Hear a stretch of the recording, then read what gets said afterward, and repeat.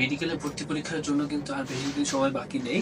তোমাদের প্রস্তুতি কিন্তু এর মধ্যেই শেষ করতে হবে। শেষ সময়ে তোমাদের কিভাবে তোমাদের প্রস্তুতিটা গ্রহণ করা উচিত। শেষ সময়ের ভিতরে তুমি তোমার যে সিলেবাস এবং তোমার মেডিকেলের যে পড়াগুলো তোমার বাকি সেগুলো তুমি শেষ করবা এবং তোমার পড়াশোনা সব শেষ হয়ে গেলে বা সিলেবাস শেষ হয়ে গেলে এরপর তুমি বারবার রিভিশনের উপর ফোকাস দিবা। রিভিশন এটা মাস্ট তোমার পরীক্ষার আগের দিন পর্যন্ত প্রত্যেকটা সাবজেক্ট এবং প্রত্যেকটা চ্যাপ্টার রিভিশন দিতে হবে।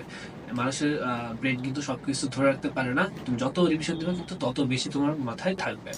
তারপর হলো তোমার এক্সাম দিতে হবে। মিনিমাম প্রতিদিন চেষ্টা করবো যাতে তুমি ৪ থেকে ৫টা কোয়েশ্চেন সলভ করতে পারো এবং মিনিমাম ৪ থেকে ৫টা এক্সাম দিতে পারো। এক্সাম দেওয়া হয়ে গেলে তোমার যেখানে যেখানে ভুল আছে সেই টপিকগুলো আবার বই থেকে খুলে দেখবা, সেগুলো আবার রিভাইজ করবা এবং যেটাতে ভুল করছো সেটা যাতে তোমার পরবর্তীতে মনে থাকে সেই ব্যবস্থা করবা। এভাবে যদি প্রতিদিন প্রস্তুতি নাও দেখা যাবে দিন শেষে একটা ভালো প্রস্তুতি তোমার হয়ে যাবে।